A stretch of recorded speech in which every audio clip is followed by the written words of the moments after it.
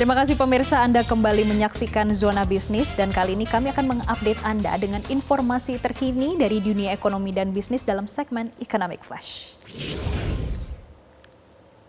Ya pemirsa, baru-baru ini media sosial digemparkan dengan informasi biaya produksi tas Dior. Kira-kira emang kenapa sih kok bisa digemparkan ya media sosial dengan biaya produksi tas Dior? Jadi gini pemirsa, kita lihat ya bersama, ternyata ada kabar terkait harga produksi dan juga harga jual dari tas Dior. Jadi ternyata biaya fantastis untuk setiap produk tas Dior yang dibanderol hingga puluhan dan ratusan juta ini tidak sebanding dengan biaya produksinya pemirsa. Jadi dalam unggahan akun Instagram @pikologi, Dior ternyata berhasil menjual produknya dengan harga yang fantastis. Namun pemirsa, biaya produksinya jauh lebih rendah dibandingkan harga jualnya. Tidak hanya itu saja pemirsa, stasiun televisi Korea JTBC baru-baru ini juga melaporkan adanya eksploitasi imigran dalam produksi tas Dior di Tiongkok.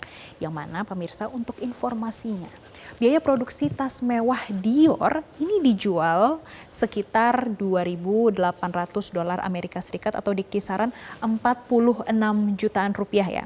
Tapi kalau kita bandingkan dengan biaya produksinya pemirsa, ini di kisaran 980.000 rupiah atau kalau dalam dolar Amerika Serikat ini hanya 60 dolar Amerika Serikat.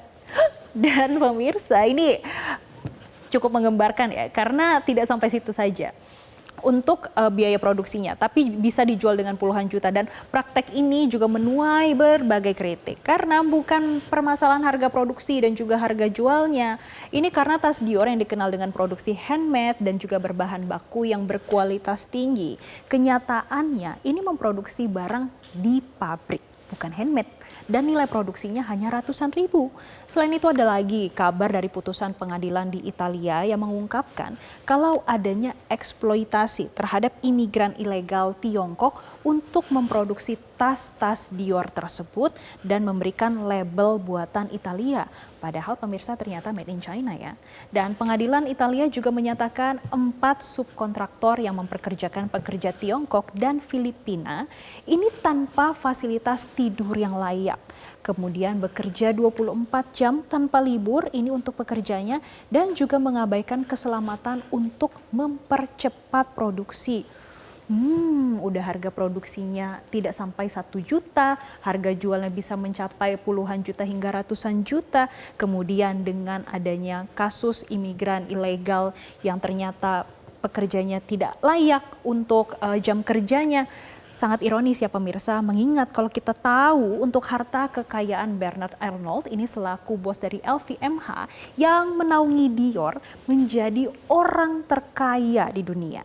Ia memiliki kekayaan sebanyak 196,4 miliar dolar. Kira-kira berapa tuh pemirsa? Jadi itu setara dengan 3.221 triliun rupiah. Ini dengan asumsi kurs 16.400 rupiah per dolar Amerika Serikat ya. Gimana pemirsa kalau Anda melihat adanya produksinya, harga jualnya, kemudian selama ini cara memproduksinya seperti itu?